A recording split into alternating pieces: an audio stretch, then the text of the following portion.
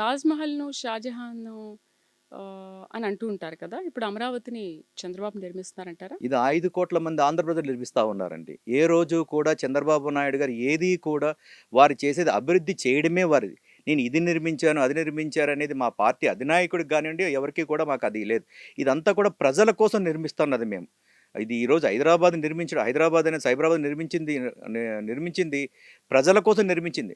అంటే ఎక్కడో అంటే మీరు చదువుకున్న ఉన్నత చదువులు చదువుకున్న వ్యక్తులు అంటే ఉన్నత చదువుకున్న పిల్లలు ఈరోజు మన దేశాన్ని వదులుకొని, మన రాష్ట్రాన్ని వదులుకొని బయట దేశాలకి మేము పోయి వలసపోయి ఉద్యోగాలు చేసుకునే పరిస్థితి నుంచి, ఈరోజు హైదరాబాద్‌లోనే స్థిరపడి, వాళ్ళు ఏదైతే వాళ్ళు చదువుకున్న దానికి విద్యార్హత తగ్గబడ్డ ఆ రోజు ఐటీని అంతవరకు నిర్మించారంటే, అది ఖచ్చితంగా చంద్రబాబు నాయుడు గారే ఇస్తుంది.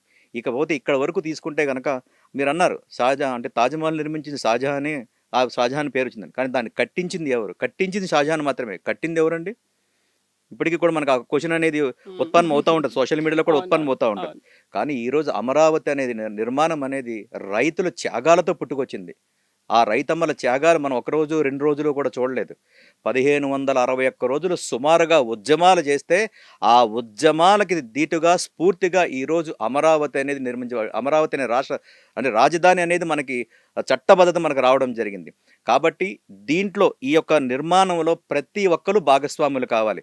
ఇచ్చాపురం బోర్డర్ దగ్గర నుంచి తడ బోర్డర్ వరకు ఉండే 5,00,00,000 మంది ప్రజలు ఈ నిర్మాణంలో పాలు పంచుకుంటారు. ఎందుకంటే ఇది చరిత్రలో నిలిచిపోయేది. మన కలల అమరావతి, మన కలల రాజధానిని మనంతట మనమే నిర్మించుకుంటున్నామంటే, మన భావితరాలు ఎంతో ఘనంగా చెప్పుకుంటే అవకాశం మనకి ఈరోజు ఆ గొప్పగా దొరికింది. కాబట్టే గౌరవ చంద్రబాబు నాయుడు గారు కూడా ముఖ్యమంత్రి గారు కూడా చెప్పేదేంటంటే, ఈ నిర్మాణంలో ప్రతి ఒక్కరు కూడా చరిత్ర నిలబడే విధంగా చారిత్రాత్మకంగా నిలబడే గొప్ప అవకాశం మనకొచ్చింది. ఇది ఒక ఆంధ్ర రాష్ట్ర ప్రభుత్వము లేకపోతే ముఖ్యమంత్రి చంద్రబాబు నాయుడు గారు చేస్తున్నారనేది కాదు.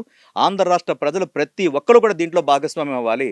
ఆ చరిత్రను నిలిచిపోవాలంటే మీరందరూ కూడా ఈ చరిత్ర గుర్తించుకునే విధంగా మనం గొప్ప నగరాన్ని అంటే ప్రతి ఒక్కరు కూడా అంతర్జాతీయంగా అంటే దేశీయంగానే దేశంలోనే ఒక అత్యున్నతమైన క్యాపిటల్ సిటీగా మనం నిర్మించుకుందాం ప్రతి ఒక్కరు ముందుకు రండి అంటున్నారు.